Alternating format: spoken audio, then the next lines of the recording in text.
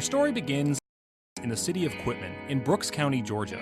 It's just a traditional small town and probably everything you would want to see. It's kind of a Norman Rockwell painting in real life. Growing up in Quitman, I always believed in my heart that everybody got along. Brooks County gets its name from South Carolina Congressman Preston Brooks, who infamously beat Senator Charles Sumner of Massachusetts within an inch of his life on the floor of the Senate in 1856 for his criticism of slavery. A plaque standing in the town square of Quitman describes Preston Brooks only as a zealous defender of states' rights. And it was here, on December 21, 2010, that 10 people were arrested in connection with alleged voter fraud in a county school board election. In the 4-year investigation that followed, they were portrayed as criminals in local and national media. But not one of them was found guilty of a crime. Back in 2004, Nancy Dennard was working as a special ed teacher in Quitman. I saw so many things and so many injustices that I became alarmed, became concerned that maybe I could be more benefit if I was out making some of the decisions as opposed to having to enforce them at the school level. At that time, 5 of the 7 seats on the Brooks County Board of Education were filled by white members, while a majority of students were black. The only way I thought at the time was to do something about it was to become a member of the governing board. I ran in 2004 at large and I lost. I ran in 2006 and I lost, so I ran again. Dennard finally won a seat on the Brooks County Board of Education in a runoff election in 2009, relying heavily on absentee ballots. The following year, she recruited 2 more African American educators in an effort to flip the white majority. In the beginning, Nancy was talking about when she ran in 2009, she was absentee. And I said, well, Nancy, you know me, you got to show it to me. After a careful study of the laws governing the use of absentee ballots, they devised a plan to educate voters who may not have otherwise been active in a local election. I said, you know what, that's the best thing, because I know when I started voting, I would go to the machine and I would be kind of fearful because I didn't want nobody to know that I didn't know how to do machines. We may be a rural county, but we have pride too. By doing the absentee ballot, that fear is gone. Thomas's sister Lula Smart volunteered to help with the absentee campaign. We went out door to door asking people were they registered voters, and if they wasn't, we would register them to vote because we had the forms on hand, and so we just asked them to, fill out their information, and those that couldn't write or read, we would fill it out for them, and we'll turn it back into the registrar office. And I always try to target the elderly people and young people, because we got a lot of elder people that can't get out and vote, and a lot of young people that don't vote. Diane Thomas and Linda Troutman handily won the Democratic nomination in the July primary. That meant if both of us got on the board, then it would have a majority black board. And there were a lot of head honchos in Brooks County who didn't favor that too much because their thing was over their dead bodies. Their primary opponents launched write-in campaigns endorsed by Larry Cunningham, a well-known member of the school board, who also raised suspicions of voter fraud to the district attorney. There were, allegedly, bundles of ballots being taken to the post office at one time. I've seen an absentee ballot, and I've seen it says that you don't get any help with it unless you're illiterate or blind. Surely everybody in Brooks County is not blind or illiterate, not in these bundled amounts. I asked the district attorney to look at it and gave him what little bit of hard evidence I had, which was fingernail thin, but it was.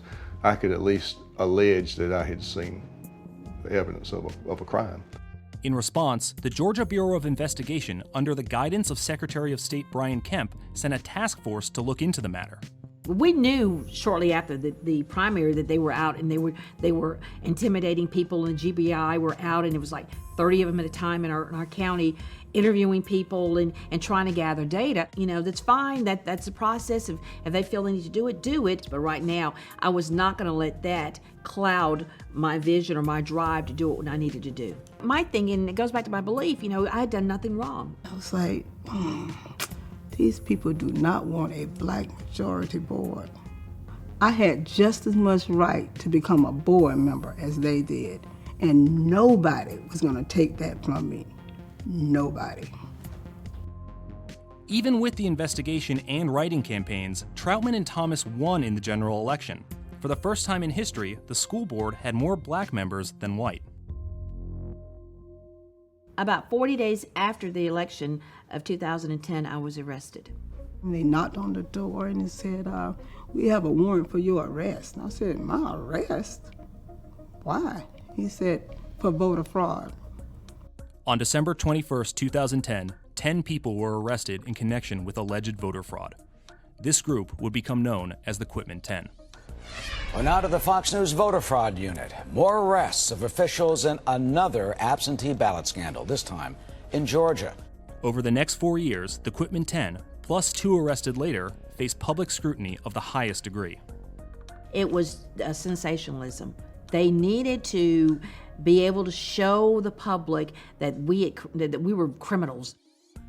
For newly minted Secretary of State Brian Kemp, a guilty verdict in a voter fraud case would be a massive victory among his Republican base. And while some members of the community stood behind the Quitman 10+2, prosecutors offered a deal. If Dennard pled guilty to 1 charge of theft by taking, the rest would walk free. They thought if they could make an example out of me, and that would kill the spirit of this movement. And we collectively agreed, nobody's pleading out because we've done nothing. We're standing together. If you're a chicken, you can't hang with me because you can't fly. In the end, only one of the Quitman 10+2 went to trial, Lula Smart. I had 38, 39 counts on me. My life was on the line. I could go to prison, leave my family behind. I knew nothing about prison life. I knew nothing about jail. I'd never been inside a jailhouse. If found guilty, Smart faced spending the rest of her life in prison. Jail time of any magnitude, and this is just my opinion now, for what it's worth, it was not much. I thought it was overkill. I was actually thinking about killing myself because with all the indictment that I had, in my mind, I thought, well, if I just commit suicide, this will be over. I mean, it was devastating. It was actually devastating to me. I was worried about my sister. To see her have to go through all of that, all because I wanted to be on the board, not her, me. That was devastating. In the end, however, Smart was acquitted of all charges.